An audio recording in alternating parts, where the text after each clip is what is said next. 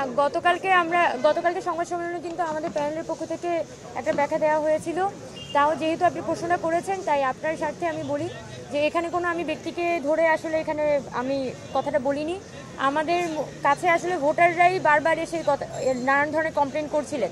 বিশেষ করে আমাদের যেমন একটা ঘটনা ঘটে যে একজন ভোটার, তিনি আসলে ক্যামেরা দেখে উনি হাত দেখান যে উনি কথা বলতে চান না, কিন্তু এটার পরও ওনার ভিডিওটা রাখা হয় এবং সেটা পাবলিশও করা হয়।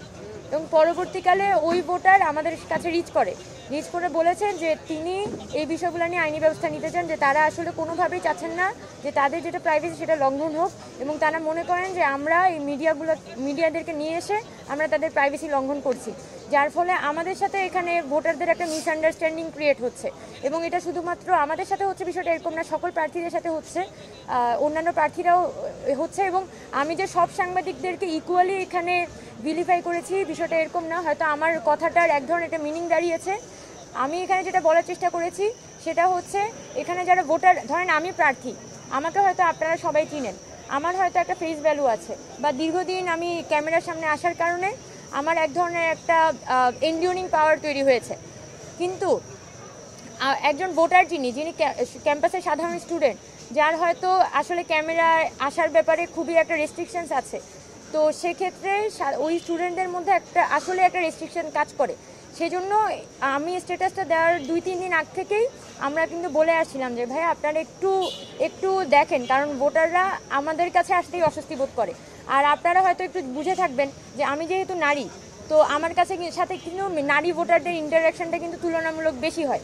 এখন নারী ভোটারদের সাথে যখন আমি কথা বলতে যাচ্ছি, তারা নিজেরাই কিন্তু আমার কাছে এগিয়ে আসে। অনেক সময় দেখা যায় গত কয়েকদিনে তারা নিজেরাই আমার সাথে এগিয়ে এসে কথা বলছেন, এবং তাদের মধ্যে থেকে আমরা শুনেছি যে তারা এই বিষয়গুলো নিয়ে আসলে অস্বস্তি বোধ করে। তো ইউনিভার্সাল কার্ডিয়াক হসপিটাল, আপনার হৃদয়ের আরো কাছে। আমি প্রথমেই আপনার কাছে বলেছি যে আমি আসলে এখানে কোনো স্পেসিফিক হাউসকে ধরে বলি নাই, আমি তো এই হাউসের কথা বলি নাই। মানে হাউসের, আচ্ছা একটু আমি তো কথা বলছি, আমার ধারণা আমি কথা বলছি। আচ্ছা আমি মনে হয় কথা বলছি, যেটা বলতে চাচ্ছি সেটা হচ্ছে, আমি কথাটা বলছি যে এখানে আমাদের কাছে কনসার্নটা ভোটারদের কাছ থেকে আসছে। আমি প্রার্থী হিসেবে আমার তো একটা এন্ডিউরিং পাওয়ার আছে। আমি যদি প্রার্থী কোনো জায়গা থেকে মনে করি যে আমার সাথে অপ্রত্যাশিত কিছু হয়েছে, আমি সাধারণত হাউসের সাথে সরাসরি ফোনে কথা বলি, ঠিক আছে। কিন্তু যখন ভোটাররা হচ্ছে এক ধরনের একটা অস্বস্তির মধ্যে পড়ছেন, এবং তারা যখন আমাদের কাছে এসে বলছেন এবং আমরা যখন মানা করছি, এবং তারপরও দেখা যাচ্ছে ভোটারদের ভিডিও হচ্ছে, তখন তাদের মধ্যে থেকে এই ধরনের একটা কোয়েশ্চেন তৈরি হয়, ভোটারদের মধ্যে থেকে এই ধরনের টেন্ডেন্সি তৈরি হয় যে হয়তো প্রার্থীরাই আমরা হচ্ছে যে সাংবাদিকদেরকে নিয়ে আসি আমাদের পাবলিসিটির জন্য, এবং ভোটারদের ইচ্ছাকৃতভাবে তাদের ভিডিওগুলো করি।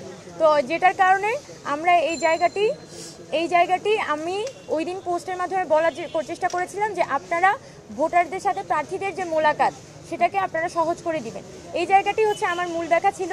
তাও আমি দেখেছি যে অন্যান্য সাংবাদিক ভাইবৃন্দ যারা আছেন, অনেকেই কিন্তু জিনিসটা পার্সোনালি নিয়েছেন, বিষয়টাতে মনক্ষুণ্ণ হয়েছেন।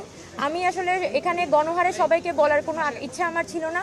আমি যেসব অনেক মাল্টিমিডিয়া হয়তো দেখা গেছে অনেক সাংবাদিকদের কারণে দেখা যাচ্ছে ভোটাররা এক ধরনের অস্বস্তি বলছে, তারা যখন কমপ্লেন করছেন সেটার ভিত্তিতে আমি ওই কথাটা বলেছিলাম। তবে আবার এটাও সত্যি কথা, অনেক সাংবাদিকদেরকে যখন আমরা বলছি যে আপনারা হচ্ছে যে এই প্রাইভেসিটা একটু মেনটেন করেন, তারা কিন্তু ওই সম্মানটা আমাদের প্রতি দেখিয়েছেন।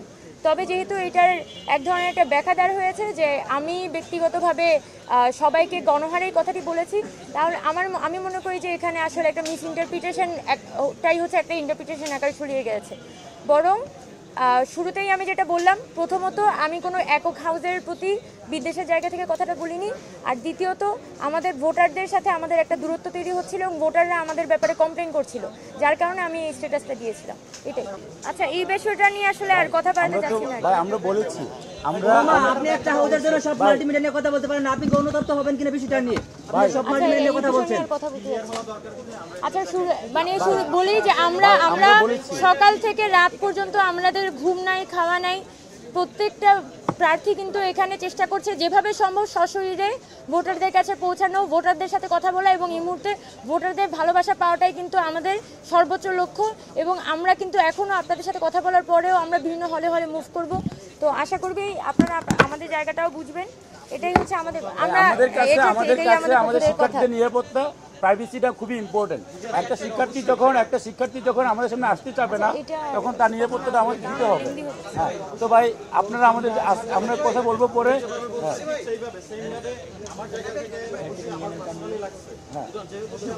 হ্যাঁ, আপনার পার্সোনাল লেগে থাকলে আমরা দুঃখিত ভাই, আমরা দুঃখিত। আমরা কালকে দুঃখ প্রকাশ করেছি, আমরা আজকেও দুঃখ প্রকাশ করেছি। এবং কেউ যদি আমাদের পেয়ে থাকে আমরা দুঃখিত। ভাই কথাটা উমামা বলছে, ভাই উমামা দুঃখ প্রকাশ করুক ভাই। আমি তো উমামার প্যানেলের ভাই, আমি তো বলছি আপনাকে। না, উনি তো ওনার প্যানেল ওনার পক্ষ থেকে আমি তো বলেছি, আমি তো পক্ষে বলেছি।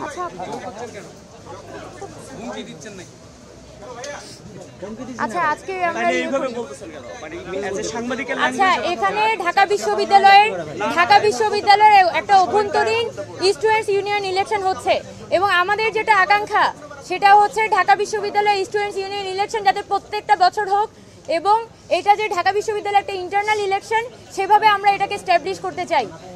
এটাকে জাতীয় রাজনীতির সাথে সম্পৃক্ত করে এটাকে একটা ন্যাশনাল ইস্যু বানানোর আমার ধারণা কোনো প্রার্থী বা ভোটার কারোরই আসলে আকাঙ্ক্ষা নাই।